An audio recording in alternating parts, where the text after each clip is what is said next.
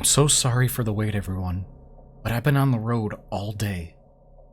I posted another album on Imager showing pictures of my hotel from the other night. Last night, when I posted the third update, many people in the comments had told me I needed to stop using Reddit, as it would only lead to find my location. So I did. I turned off my laptop, I put my phone on airplane mode for the past day. I just said my best course of action would be to calm my nerves and finally get some shut-eye. Signed off of Reddit, jumped into my buddy's couch, and finally got some sleep. But at approximately 3 in the morning, my friend woke me up telling me I needed to check something out. I immediately grabbed the revolver I had left on the table next to the couch, and we went to the front porch. In the distance, we could see a car parked all the way down the road. I'd say it was about 300 yards, and still visible because of a streetlight. The following was the conversation, best I can remember it. See that car down there? I was dozing off, and the moment I snapped out of it, the thing just showed up, and out of nowhere, it was just sitting there. How long do you think it's been there for? I'm not sure. I saw it there and stared at it for a good 2 minutes. After that, I took out my flashlight and started flashing it on and off. After that, the car just shut off and some guy got out. He waved and had walked into the woods. There was a wooded area near my buddy's house that if you walk through it, you can go into a large open field in his backyard. There's a fence dividing the field and from his backyard, but it can be easily hopped. Do you think we should go check it out? No, this guy could be going into the woods and coming back around towards my back door. You have to stay here. I'll go check it out. Alright, if it's a gray Volkswagen, we need to leave immediately. I want you to record the license plate and look inside to look for anything notable. That means ropes, knives, duct tape, really anything sketchy. And if there is, we need to get out of here. Alright, you wait inside and defend the house. Make sure no one gets inside.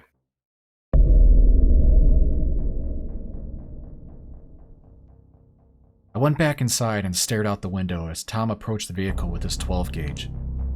I went to the back of his house and stared out his backyard window and saw some figures start walking across the field.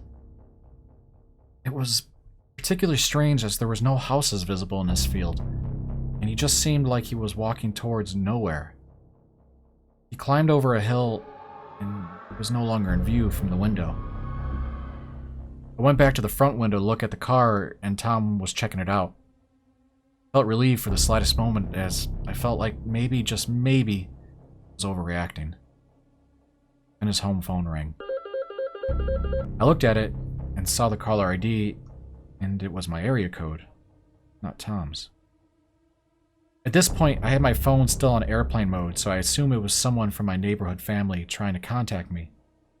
I felt almost intrusive, seeing that I was answering a call to a home that was not even mine, but now was not a time to take chances, so I answered. Picked up the phone. Hello? Excuse me, who is this? Oh, excuse me, sir. My apologies. Is this the owner of the household? No, I'm just a friend of the owner. He's currently outside. Who is this? At this point, I just felt that feeling you get in the pit of your stomach when you realize you fucked up. I just revealed that I'm here alone, and whoever is calling just realized that. Hello? Who else are you with, sir? Is it just you? At this point, I was shaking. I could barely speak without stumbling my words. I decided the best thing to do was lie, like no tomorrow. No, we're having a party, and there are a couple other people here. Again, sir, who is this? Who's calling? Are you sure about that? I was just walking by and thought that there's only 2 cars in his driveway. At this point, I completely lost my shit. Listen, just fucking tell me who you are. Why the fuck are you calling this house so late? Hello? Can you please just fucking tell me? I apologize, sir. I may have the wrong number. Tell whoever owns this house to call back. Thank you. Then he hung up. Tom had come back and said the car was not a Volkswagen and had a license plate. He said the windows were tinted and the doors were locked, so there was really nothing he could make out. I told him about the caller, and he said he had no idea whose number that was. He called back, no answer. He called from a restricted number, no answer. An hour passed by as we were sitting on the porch, and we heard an audible slam from his back door. We both looked at each other, and he motioned to follow him around back. We saw nothing out of the ordinary. We looked around everywhere for footprints, but still nothing. When we had gone back to the front porch after countless minutes of searching, it was approximately 4 in the morning at that point.